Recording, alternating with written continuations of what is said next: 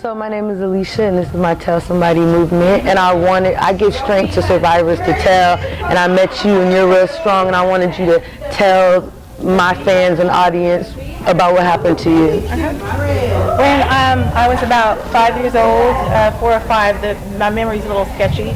I was molested at my aunt's house. My family was very, very, very protective, meticulous about where I went, what I wore, and there were certain family members that I couldn't go over, and I couldn't spend the night at a friend's house, so we were very protective. So this time I went to my aunt's house. She was a single parent, she was divorced, and I'd been over there many times. And this night, my mom dropped me off. It was just her and the kids.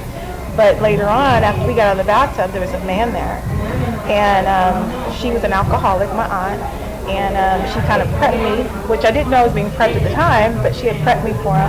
And she had me sleep. All 3 of us were in the bed, me and my cousins, but she had me sleep on the end, which normally I sleep by the wall. She had me sleep by the end, and my cousins knew what happened because, I don't like telling anybody else's story, but they were victims too already. So this night, I guess they were just glad that it wasn't them, So I was on the end, and he came in and molested me. And I tried to cry. I tried to say no. I tried to scream. I tried to do everything I needed to do. I started to cry. And my aunt took me out of the bed, and I thought she was going to take care of me and rescue me. But she started giving me cough syrup to make me go to sleep. So this happened maybe about 3 times, because I tried to crawl out of the window. I tried to pick up the phone. I mean, I didn't know how to call my own home, let alone 911. I just didn't know how to do it. And we didn't talk about it because my parents were like so protective. They didn't know they needed to prep me or warn me about this because they were so careful. I grew up in church, a very, very strict denomination, and I wore dresses. This wasn't supposed to happen. They did everything they were supposed to do, but, it happened. I didn't say anything because I didn't know how. I just know the next morning my mom came to get me, and I was happy because the nightmare was over. And from then I had a problem going to spend the night over anybody's house. I didn't want to leave my mom. I didn't want to leave my dad. I didn't want to leave our house. I didn't want to do anything. So in between that time, there's a lot of my childhood that I don't remember because you blocked it out. Everything out. So I would look at photo albums and I would create my childhood through photo albums. That's crazy you say that only because that happened to me. I was looking through photo albums and I thought, I don't even remember any of this stuff. Right. So your mind really blocks all your childhood out.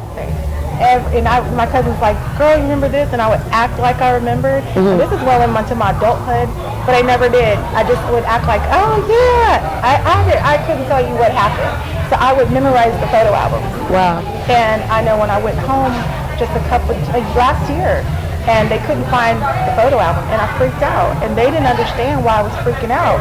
Well, I didn't reveal what happened to me until I was 15 because I was raped, and I was raped twice, and these were people that I knew, and I was left in the field the last time, but that triggered something in me. Actually, that didn't trigger something in me. What triggered it was my cousin that was in the bed with me when I was molested the first time. She came to live with us. And everything just started coming out one morning, and I just told my mom. Well, in this process of healing and talking about all this, I remembered, because my memory is slowly coming back, I was molested again. I think I was about 7 at another cousin's house by a girl, a younger girl. She was probably about 3 years older than me. I didn't know how to tell that either. And I had other cousins in the bed asleep. But I didn't know how to say because we didn't talk about those things. If we don't, I guess my parents felt if you don't talk about them, then there's nothing that you have to, you don't expose yourself to that. So I didn't know the anatomically correct names for my body. Didn't know because we didn't talk about it.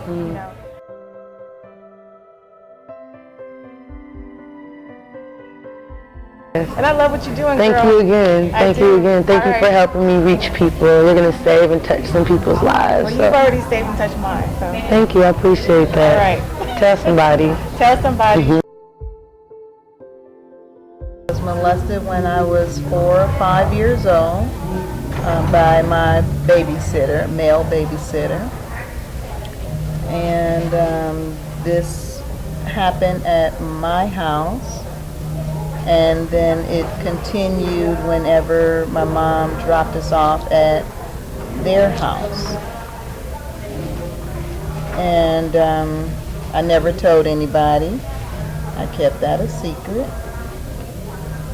And I was also molested by his sister as well, a different time. So several occurrences at the babysitter's house. And I never told my mom, but I was really glad when we stopped going over there to be babysat by his mom. When I was 9, I was fondled by my dad when I lived with my dad. I didn't know what was going on, but I knew it wasn't right, so I left and I went back to live with my mom, and I just put it behind me, never gave it any thought.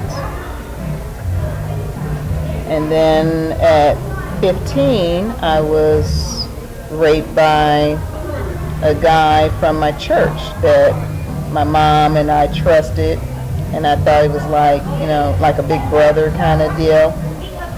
And I went over to his house after church one Sunday, ate dinner, looking at pictures and whatnot, and next thing I know, he was taking me from the floor to the bedroom and raped me.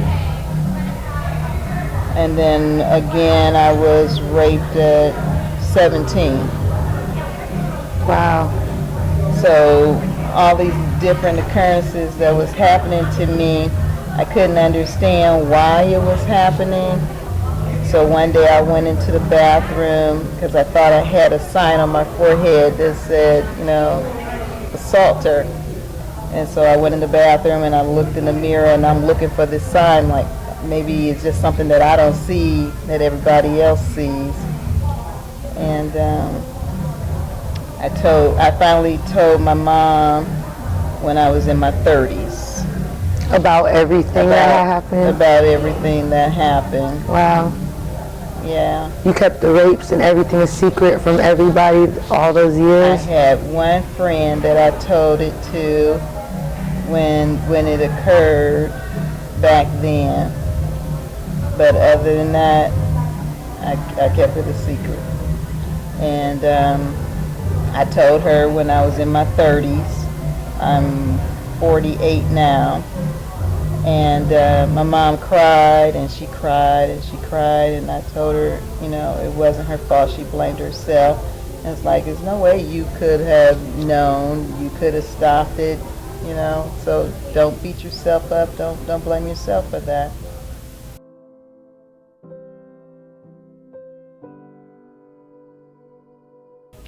Tell somebody. Tell somebody.